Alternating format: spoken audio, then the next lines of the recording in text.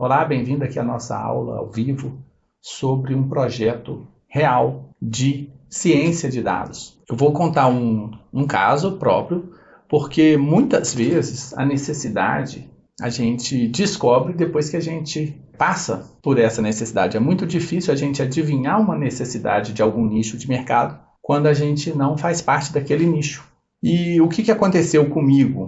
Numa quarta-feira, meio-dia, com a empregada aqui em casa, o ladrão pulou o muro, pegou a minha bike, jogou para fora do muro e pulou de volta. A polícia não teve o menor interesse em procurar o ladrão. Ela perguntou se eu sabia quem que era e, como eu não sabia, ela nada poderia fazer. As soluções atuais são insuficientes, porque se eu tivesse uma câmera, e eu instalei depois disso uma câmera Hikvision com detecção de movimento, na noite que eu configurei a detecção de movimento, ela me mandou 200 alarmes falsos. Então, mosquito, as plantas, o vento balançando as plantas, tudo ela considerava movimento e mandava alerta. Mesmo que tivesse detecção de pessoas, não só de movimento, por conta do horário eu teria que desabilitar essa detecção, porque a empregada estava em casa, ela vai lá fora, pendura a roupa no varal, então pelo horário eu teria que desabilitar essa detecção de movimento. E depois, inclusive, de realizar essa pesquisa, eu descobri que tem um NVR open source, que é o Frigate, eu não sei se é assim que pronuncia. Nele a gente consegue colocar, adicionar regras complexas, mais complexas do que simplesmente detecção de pessoas. Então eu ainda vou estudar essa solução de mercado, open source, gratuita, antes de evoluir com a ideia aqui do nosso sistema. Então, qual que era a proposta inicial? Criar uma câmera que detectasse pessoas, distinguisse entre as pessoas conhecidas e as não conhecidas e alertasse o usuário somente quando a pessoa fosse desconhecida. Essa é a ideia inicial do projeto, que surgiu a partir da detecção dessa necessidade aqui. Então, essa é a ideia inicial que eu fui trabalhar. Bom, antes de passar para a parte de aprendizagem de máquina e ciência de dados, vamos dar uma olhadinha aqui no que a gente produziu. Então, aquela ali, ó, que você está vendo, é a webcam. Então, ali dentro tem um chip IoT da Ameba, Realtek, né? AMB82 Mini, que ele já tem uma resolução Full HD, 1920 por 1080, e eu consigo instalar nele, e ela está rodando ali agora nesse momento. Deixa eu te mostrar aqui. Olha só, ali tem um delay, então vamos ver o tempo que gasta para eu levantar a mão. Vamos alternar aqui. Olha o tempo que gasta entre eu colocar a mão aqui na frente do rosto e ir lá colocar. Esse delay é um buffer. Ah tá, agora que voltou. Ó, vou colocar a mão de novo. Ele tirou e vai colocar uns 2 segundinhos de buffer, que é a internet. Esse buffer é configurável, tá? Esse delay não é obrigatório, não. Eu consigo colocar aqui 100 milissegundos, então ele é quase desprezível. Então ali está a webcam, ela está me filmando, ela faz o streaming com já um código que é do próprio exemplo da SDK da Ameba. Eu consigo fazer o streaming RSTP aqui na minha rede interna. Qual que é o problema disso? Esse streaming não sai da minha casa. Por quê? O meu IP, ele é um IP dinâmico. IP fixo, o plano das empresas costuma ter IP fixo. O plano das pessoas, não. E eu preciso ultrapassar algo chamado NAT, N-A-T, para poder fazer esse streaming online. Então, essa foi a primeira dificuldade que eu tive, foi de infraestrutura, foi de uma dificuldade de engenharia de dados e não de modelo de aprendizagem ou de deep learning. Foi de engenharia de dados, como coloquei esse streaming online. Então ali, eu estou num site e consigo visualizar o meu RTSP. Real Time Streaming Protocol.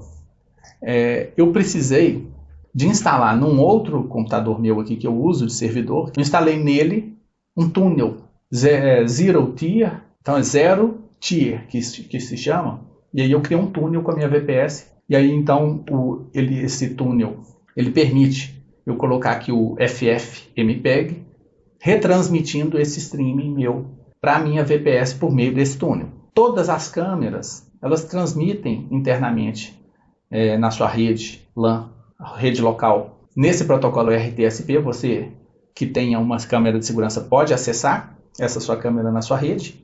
A maioria é protegida por nome de usuário e senha. A minha que eu não coloquei usuário e senha para facilitar. E aí eu tenho um programinha aqui retransmitindo. Então, o primeiro problema, eu não conseguiria, e eu não consigo instalar nesse meu chip ali da Ameba, o túnel. Eu teria que recriar um sistema de túnel que ia dar muito trabalho. Não sei se ia ser possível. Então, eu tive que usar um computador intermediário. Já complica se eu quisesse vender a solução da câmera. Então, já foi um motivo aí de mercado para eu... Então vamos lá, aqui, a proposta inicial, criar uma câmera que detecte pessoas. O requisito, né? A câmera precisa rodar o algoritmo de distinção entre pessoas, reidentificação, aí re-ID, então reidentificação embarcado.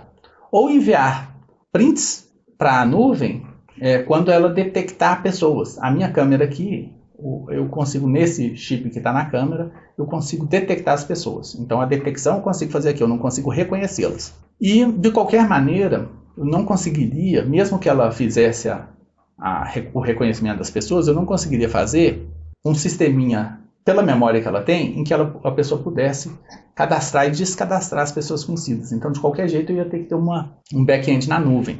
E aí entra, além disso, essa dificuldade do usuário pessoa física não ter um IP fixo. Se for PJ, tem. Então, para acessar remotamente a transmissão, ou para essa transmissão abastecer a nuvem no sistema inteligente que a gente quer fazer, eu teria que atravessar o NAT, né? Eu preciso de um software esse de túnel para atravessar o NAT. Então eu tive que mudar aquela proposta inicial. Qual que é a mudança de estratégia? E que permite abrir mais oportunidades. Então a pessoa usa a própria câmera, então não preciso de desenvolver a câmera, e é até bom, porque eu não teria como, talvez, concorrer com o preço das câmeras de mercado. Eu posso vender somente um mini NVR. E aí, esse NVR, eu já instalo nele o programinha que vai enviar para a nuvem o fluxo, e ele já pode fazer a detecção. Uma placa SBC, né, Single Board Computer, então um mini computador ali dentro desse NVR, e ele faz o processamento, e qualquer câmera que a pessoa tiver, ela pode usar o serviço na nuvem. Então, superada a questão de transmissão dos dados, de engenharia de dados, vamos para a questão do modelo de aprendizagem.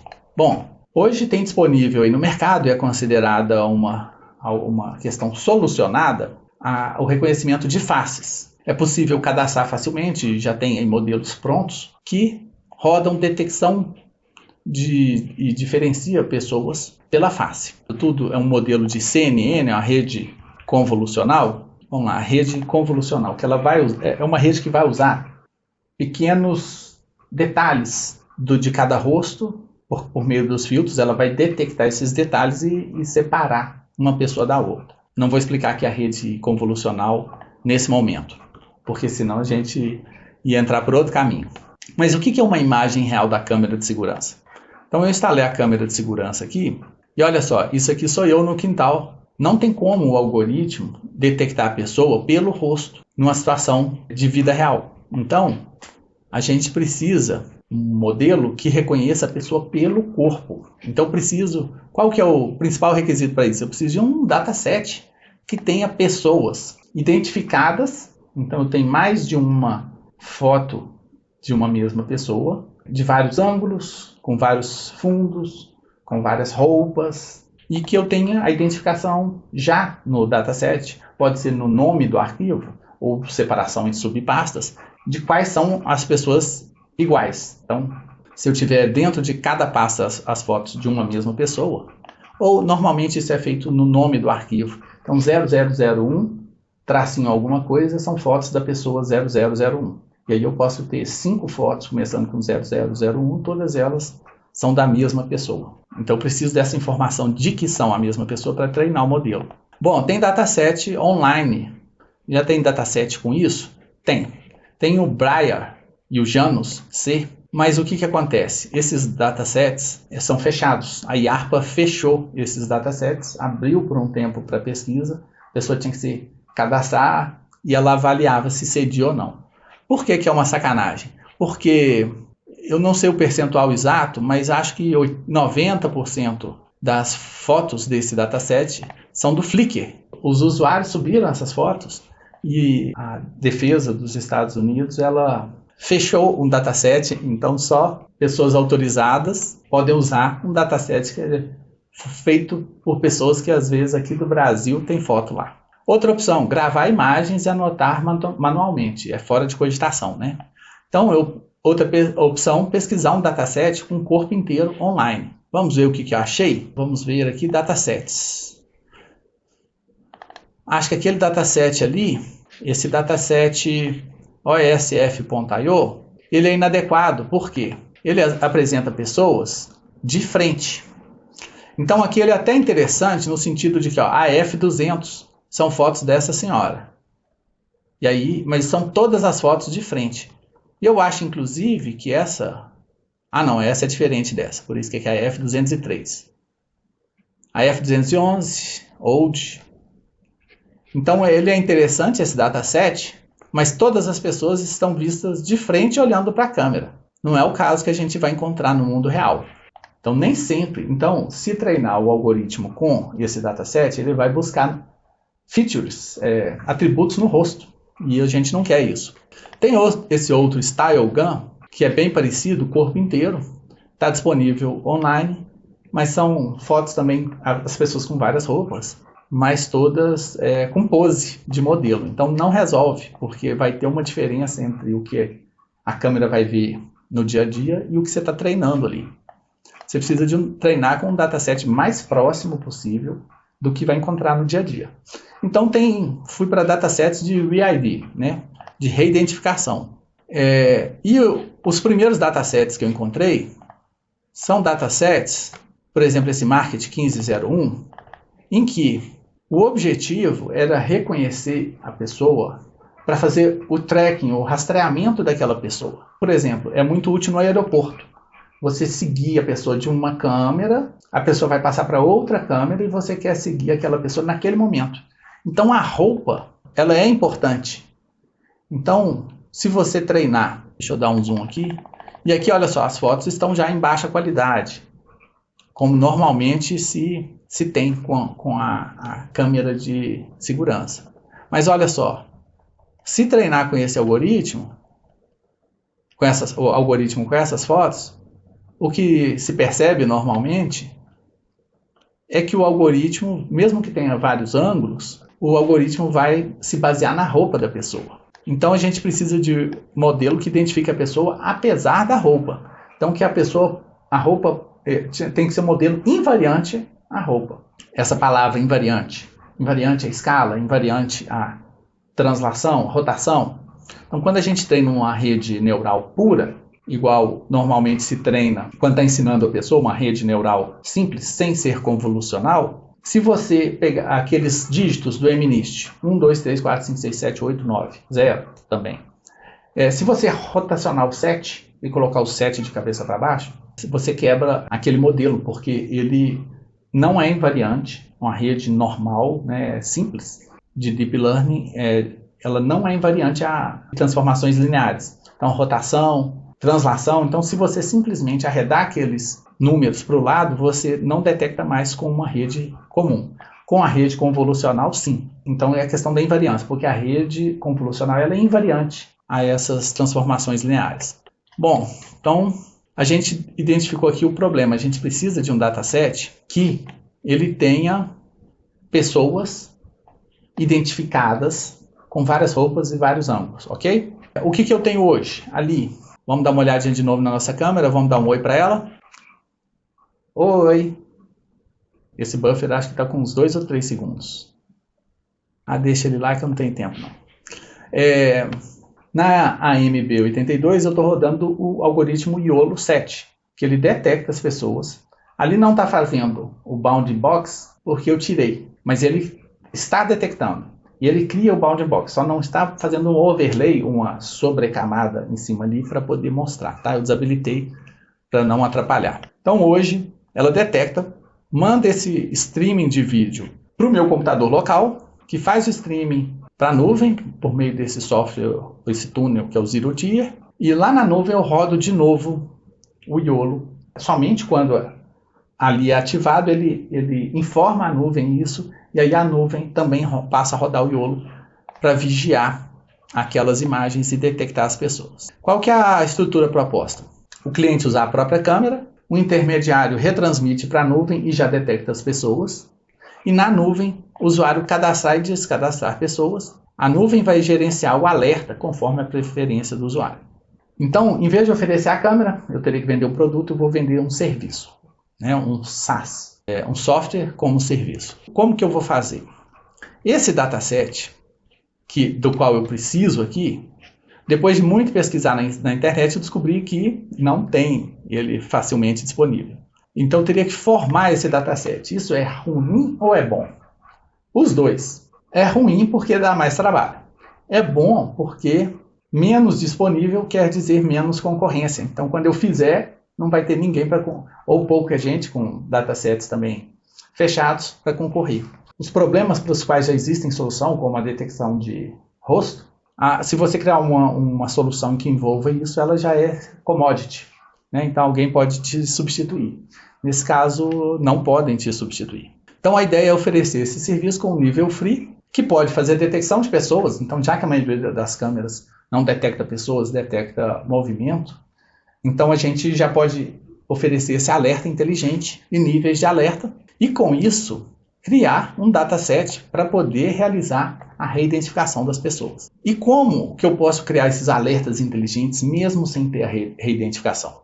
Então, a reidentificação pode vir num segundo passo. Um primeiro produto, que é chamado de MVP, Minimum Viable Product, é o mínimo produto viável, eu posso usar dados tabulares, então uma tabela, com algoritmos tradicionais de machine learning, como regressão logística, suporte vector machine, naive Bayes, random forest, para poder, com base em dados que não são visuais, por exemplo, horário da detecção, se é feriado ou não, se a localização do celular do usuário se é a mesma da câmera ou não, então se ele está em casa ou se ele não está em casa, o hábito de acesso ao local. Então essas são features fáceis de aprender, fáceis de se criar uma tabela e com base nessas features estimar o nível de alerta, se eu preciso dar um alerta máximo, ligar para a pessoa, ou se um simples alerta de segundo plano. Então a gente tem alertas interruptivos, que eu imagino, e não interruptivos. Então um segundo tipo de alerta, então seria como alerta vermelho ou alerta amarelo, né? De acordo com aquelas features. Então se for de noite, a localização do celular da pessoa não está lá, por exemplo, e de noite é num feriado, por exemplo, provavelmente seria um alerta vermelho interruptivo, de ligar para aquela pessoa para informar que houve um intruso. Isso aí dá para aprender com modelos tradicionais. Então vamos lá. E os modelos de reidentificação já existentes? Aqui tem como que funciona uma CNN. O primeiro layer usa filtros simples, depois mais complexos e depois cada vez mais complexos para detectar features, atributos da imagem, tá? Então aqui provavelmente vai ter atributos de roda que vão ser acionados quando você passa um carro, a imagem de um carro, e aí ele aumenta a probabilidade de ser um carro. Então vamos lá. Pesquisando na internet, eu achei vários modelos existentes.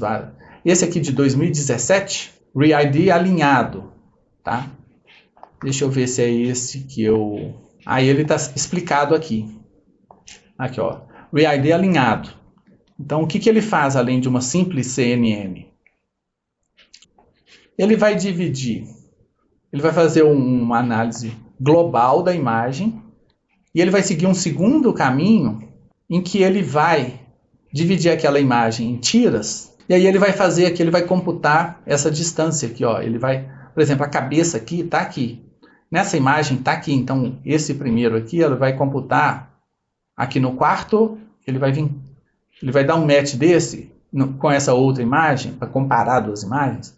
Ele só vai comparar essa cabeça aqui com essa cabeça cá, e não com essa imagem aqui que não tem cabeça. Essa e essa aqui, esses 3 pedaços da blusa, ele vai pegar aqui desse pedaço, tá? Esse último aqui ele vai pegar aqui embaixo, esse aqui com esse, e aqui o pé aqui ele vai pegar aqui embaixo. Então isso aqui é a transposição dessa foto para essa foto, tá? Não sei se é muito útil, né? E vai computar ali a distância com a triplet loss. Bom, vamos ver se dá para a gente, pelo tempo, explicar o que é triplet loss. Essas funções de erro, loss e distância, eu vou fazer um outro vídeo para cômputo de distância, tá bom? Em vez de explicar aqui agora. Distância euclidiana, L1, L2. Eu vou fazer o meu próximo vídeo já explicando essas losses, essas funções de perda, porque também, senão, aqui ia ficar muito grande. Então, aqui, olha só. Vou ler aqui rapidamente. No ReID alinhado, a gente gera uma feature global simples, como saída da imagem de entrada. E usa a distância L2 como métrica de similaridade. Tá. Ela é aprendida ao mesmo tempo com os atributos locais no estágio de aprendizado. Bom, o que quer dizer aqui com distância L2 e com features? Se você ainda não sabe como funciona uma rede neural, ela vai criar uma representação dos dados. Então, a entrada aqui eu tenho um dado, vamos supor, de 224 por 224. Isso aqui dá um vetor de uma dimensão muito grande. A imagem, pense sempre, ela é um objeto matemático. Tudo que uma rede neural vai aprender é objeto matemático. Esqueça pessoa, chinelo, isso não existe para o computador. Para o computador existe um monte de 0 e 1, então é um objeto matemático, é um vetor. Deixa eu desenhar aqui um vetor. Então, aí, o que é uma imagem, na verdade, ele é um vetor que é 0, 0,1, 2, 3, vamos colocar ponto e vírgula. Outro aqui 0,8, 0,5. E aí, numa imagem dessa, cada um desses é um pixel da imagem. E aquela imagem tem 224 vezes 224 pixels. Milhares e milhares de pixels, tá? Dezenas de milhares de pixels. Cada um desses pixels é uma dimensão. Quando eu rodo, então eu tenho um objeto com dezenas de milhares de dimensões. Quando eu passo por uma rede neural, eu vou criar uma representação com uma dimensão menor desse objeto. Então, posso ter ali no meio daquela rede neural, mais para o fim, eu tenho a representação final daquela imagem, por exemplo, com 700, 500, com 500 dimensões, um objeto com 500 dimensões. Então, eu reduzi um objeto de 40.000 dimensões, um objeto matemático, para um objeto de 500 dimensões. Compactei ele aqui. Então, é um objeto muito mais simples matematicamente, e essa é a representação. Então, vamos supor que eu tivesse reduzido para 2 dimensões, tá? Então, o objeto ali tem 2 dimensões. Então, dimensão x e y. Então, eu vou ter um vetor, um ponto, né? Ou um vetor, ou eu posso representar como um ponto também, nesse meu mundinho x e y. Então, aquela imagem está aqui. Para eu comparar com outra imagem, outro vetor, ele vai estar representado aqui. Eu vou computar a distância L2. É simplesmente fazer aqui o teorema de Pitágoras. Então, essa distância em x ao quadrado, é o ΔX ao quadrado, mais o ΔY ao quadrado, e eu tiro a raiz disso. Então, essa é a distância L2.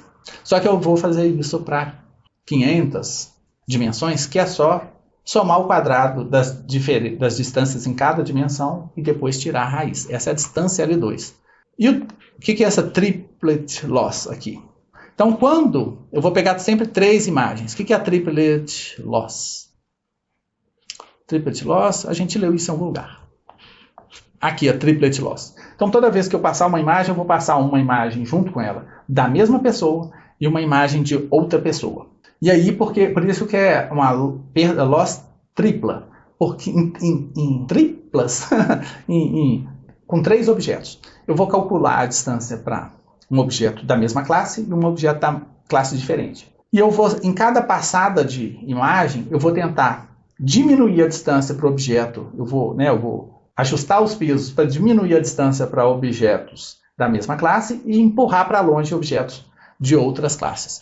Para a representação minha no final, ficar com clusters. Então, eu vou ter lá no meu XY aqui, eu vou ter aqui, juntinhos os pontos quando for da pessoa e os pontos de outra pessoa separáveis, que eu vou empurrando eles para longe. Então, aqui eu tenho um cluster de outra pessoa e em cada passagem eu vou diminuindo a distância de objetos semelhantes e aumentando a distância para objetos diferentes, para no fim eu tentar fazer esses clusters e poder separar facilmente uma pessoa da outra, tá? Bom, acho que a gente pode fazer um dia um evento só para ler papers, né? Porque para explicar um parágrafo já demora isso tudo. Enfim, é muito simples o modelo deles, é simples demais para o que a gente precisa. Tem ESP RID aqui, RID, tem esse DGNet, rodeia ali a DGNet. O que acontece? A DGNet começa a ser algo mais interessante, porque ela roda uma rede GAN, uma generativa adversária, para pegar uma pessoa, aqui nessa coluna é a mesma pessoa. E, por exemplo, ela aumentar aquele dataset, porque aqui ela gera a mesma pessoa, ela tenta copiar a roupa. Então, apesar de não trocar o fundo, e o fundo depois você vai ver que é importante, variar o fundo, mas talvez aqui, olha, o próprio dataset varia um pouco o fundo, aqui tem um fundo escuro, aqui um fundo claro, mas variar a cor da roupa aqui já é bem interessante. Então, já achei bem mais interessante essa DGNet, porque ela tende a ficar invariante às roupas, tá? Mas, na verdade, aqui tá bonitinho, mas quando você pega lá o dataset que eles disponibilizaram, tem várias imagens ali que a rede GAN deles não conseguiu reconstruir bem, assim. Não ficaram tão legais. Vamos dar uma olhada no dataset lá? O DG. Então, vamos pegar aqui uma pessoa 48. Então, vamos ver aqui. Olha aqui, essa é uma imagem gerada. Não ficou legal. Aqui é gerada. Aqui pegou essa menina aqui que está com essa saia e colocou aqui uma calça nela. Mas aí aqui, olha, ficou sem pé. Então as imagens geradas começaram a ficar meio... Não sei se dá para você ver aí. Tá aparecendo aqui um rosto de homem. Não ficou legal. Olha só, tentou copiar Não ficou tão legal. Olha só o rosto aqui. Mudou completamente o rosto da menina. Ficou desfigurado esse rosto. Então aqui a GAN deles... Em vários momentos aqui tá aparecendo um homem careca de saia. Não, o paper, eles selecionaram aqui, olha aqui que aberração. Eles selecionaram exemplos de sucesso, mas na verdade o dataset que eles geraram não ficou tão bom quanto o selecionado para o paper. Bom, devido à estrutura da CNN que ela vai detectar, o que a CNN vai detectar? Estruturas circulares, certos tipos de quina. Ela não vai detectar o quê? O que uma CNN não é capaz de detectar? Se a pessoa é gorda ou magra, se a pessoa, proporções maiores, se a pessoa é alta ou baixa. Esse tipo de relação a CNN não detecta. Ela detecta essas features visuais pontuais. Então, uma diferença no rosto minha para você, esse tipo de coisa a CNN detecta muito bem. Mas não features desse tipo mais abstratas, sabe? Gordo, magro, aí não. Bom, outra opção seria a gente criar o próprio dataset. Eu fui usar o Config UI e peguei lá um modelo, peguei uma imagem do Pexels, que é um site, imagem grátis, rodei lá e consegui gerar várias imagens dessa pessoa em várias posições. Isso aí é bem interessante, com um modelo já existente. mas só se a sua imagem é de alta resolução, porque na hora que eu peguei uma imagem ali daqueles datasets, né, que vai ser uma imagem em baixa resolução, 64 por 128, na hora que eu passei nesse mesmo modelo, olha só, toda deformada. Então ela exige que a imagem seja em alta resolução. Então teria que retreinar um modelo desse aqui com imagens de baixa resolução. Então praticamente refazer esse modelo para poder usar com imagens de baixa resolução. E aí eu peguei a webcam, instalei aqui, num fim de semana, os amigos do meu filho vieram jogar bola com ele. Então tem várias crianças e eu rodei essa rede de reidentificação da NVIDIA, vamos ver esse modelo aqui, supostamente algoritmos mais modernos, né? E eu peguei essa aqui, ó, People Reidentification, tá? Reidentification Net Model Card. E eu baixei aqui o Onyx, tá? Tá aqui no... Ah lá, gente, abri aqui, NVIDIA tal. Baixei aquele modelo Onyx ali que tá aqui, ó. Bom, gerei aqui alguns códigos para rodar. E esses códigos geraram... Vamos lá, vamos voltar para explicar. Eles pegaram essas imagens, dividiram em clusters, com base no modelo que já é pré-treinado. Esse modelo foi treinado com aquele Market dataset, que é muito fácil de encontrar na internet. Esse aqui, ó, Market 1501. Foi treinado com ele, tá? Só que na hora que eu rodei, ele dividiu as imagens das crianças, por exemplo. Esse aqui é um amiguinho. E esse e esse deveriam estar no mesmo cluster. Mas tá vendo que cluster ficou? Eu dividi em cluster 0, 1 e 2. Esse ficou no cluster 0, esse no 1 e esse no 1.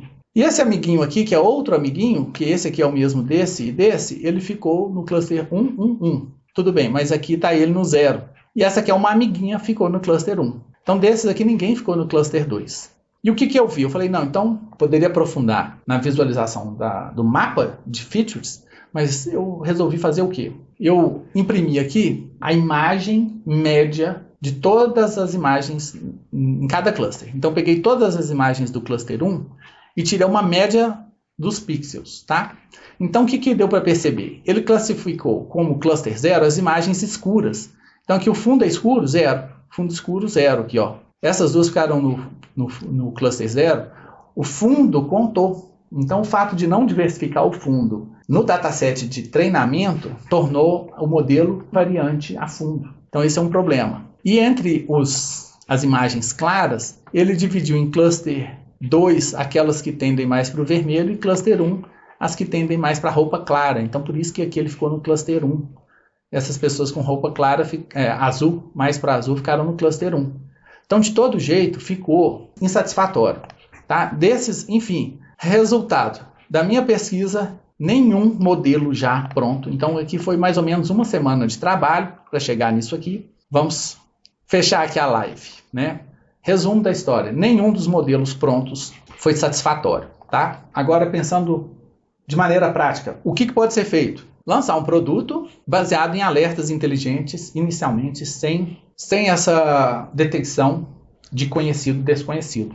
E começar a capturar os dados para poder, com esses dados depois, aí eu ter o dataset do jeito que eu quero, e com esse dataset que eu mesmo terei, aí sim treinar o modelo de reidentificação. E aí eu já treino ele logo com o modelo de transformer, para poder acrescentar ao modelo essa leitura semântica de proporções do corpo que a CNN realmente não, pela estrutura dela, não tem como captar. A CNN é ótima para capturar um boné, se a pessoa às vezes tem uma tatuagem, qualquer coisa assim, um cabelo curto, cabelo longo, mas relações semânticas e estruturais assim de partes diferentes da imagem, ela não consegue. Depois a gente pode explicar também isso. Resumindo, eu parti de um problema. A partir desse problema eu criei uma proposta inicial de solução fictícia.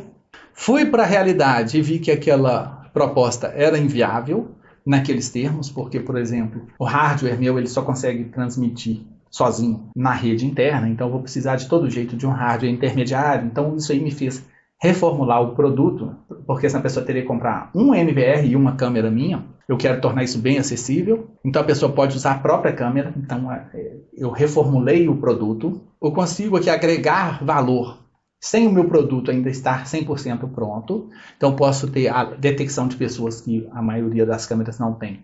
E também alertas inteligentes que também os de hoje não são inteligentes. Até esse ponto é fácil, é direto. Para eu colocar o YOLO 7 nessa mini câmera aqui da webcam foi 15 minutos. Com isso, eu estudo um campo que é o da reidentificação, que era um problema para o qual eu não tinha me dedicado ainda. Então, eu aprendi sobre esse campo, eu li 3 papers especificamente desse campo para ver quais as soluções que foram criadas já, alguns mais antigos, alguns mais novos, e vi que ainda tem o que desenvolver nesse campo, tá?